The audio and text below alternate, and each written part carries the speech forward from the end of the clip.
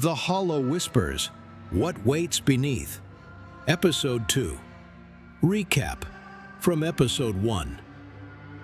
In 1887, a 6-year-old girl named Elspeth Graye was abandoned in Black Hollow Forest by her mother. She was never seen again. Over the years, children disappeared near the woods.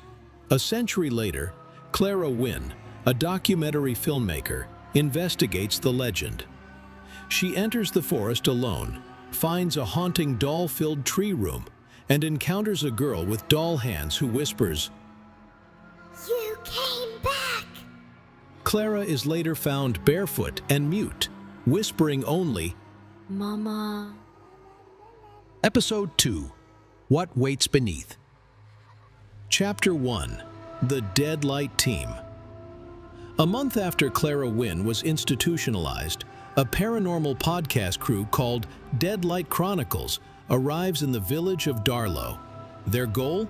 Uncover what really happened in Black Hollow.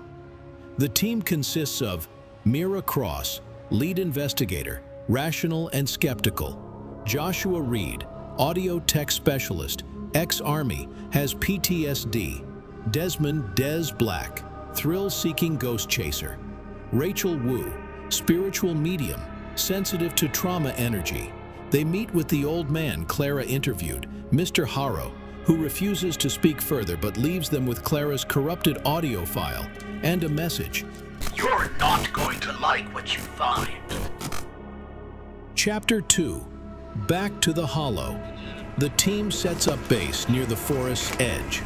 As soon as they step into the woods, equipment malfunctions. The compass spins. Jonas' EMF reader spikes erratically. Rachel hears children's laughter. Mira chalks it up to nerves. They find the tree Clara described, split at the base like a mouth. Inside, the same room. Only now, the number of dolls has doubled. Some wear scraps of modern fabric. Jonas notices a doll in the back, carved differently, with an earpiece and camera. Des recognizes it. That's Clara. Rachel touches it and is hit with a vision. Clara, underground, lying in a fetal position, her mouth sewn shut with threads made of hair. Dolls whispering in unison. "Don't leave me again!" Rachel collapses. Chapter 3. The Night Whispers. That night, while reviewing footage, Jonas hears an extra voice on Rachel's audio track. A child's voice. "Mama, come find me!" Jonas isolates the frequency. It's buried deep below the normal waveform, not natural. Meanwhile, Des hears scratching outside the tent.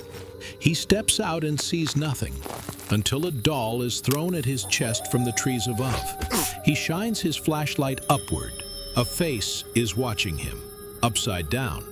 White eyes.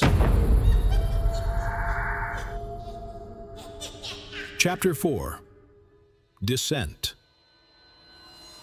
The next morning, they discover stairs leading underground, beneath the tent where Jonas heard the voice. They descend into darkness, the roots turning into walls, then into twisted wooden corridors. It's a labyrinth. Each chamber is stranger than the last. A nursery, where cradles rock themselves. A classroom of dolls lined at desks, facing a blackboard that reads, "Welcome back." A dining room with child-sized chairs, a rotting cake, and names carved into the wood, including Clara and Jonas. Jonas stares. "That's my sister's name. She died 12 years ago." Rachel starts to lose her sense of time. They're bending it. Chapter 5. The Mirror Hall. The team finds a long corridor filled with antique mirrors. They notice their reflections begin to change. Mira's reflection smiles when she doesn't. Rachel's reflection turns its back to her. Jonas's reflection mouths, "Help me." One mirror flickers and shows Clara, weeping, surrounded by dolls. The glass starts bleeding from the corners.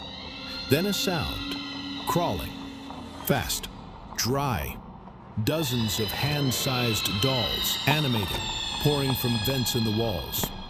The team runs. Des is bitten on the leg. He tries to smash a doll. It laughs.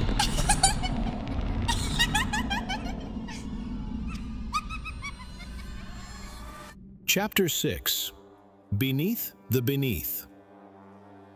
They find a sealed wooden door engraved with the phrase, "She waits where roots are deep." Rachel is drawn to it. She's not a spirit. She's something older, bound, but not by death. Behind the door, a shrine. At the center is Elspeth, still 6, sitting on a wooden throne. She blinks. She is alive. But her body is covered in bark and porcelain. Her hands are doll hands. Her eyes are hollow. She whispers, You came back. Jonas tries to speak, but Elspeth begins to mimic his voice perfectly. It's me, Jonas. I'm your sister. You left me. Jonas breaks down. Rachel yells, She's feeding off memory and guilt. Don't listen. Too late. Des walks forward, transfixed. The floor splits. He falls into darkness. Chapter 7. Clara's Confession. As they try to escape, a screen flickers on from Jonas's damaged body cam. It plays Clara's confession. I saw her in my dreams for years. The girl, Elspeth. She called me Mama. I thought it was just nightmares. But when I followed her voice into the forest, it was familiar, like I belonged there. I think I was meant to bring her home. Then the camera glitches, and Elspeth appears, closer now, whispering, You said you'd never leave. Jonas smashes the screen. It doesn't matter.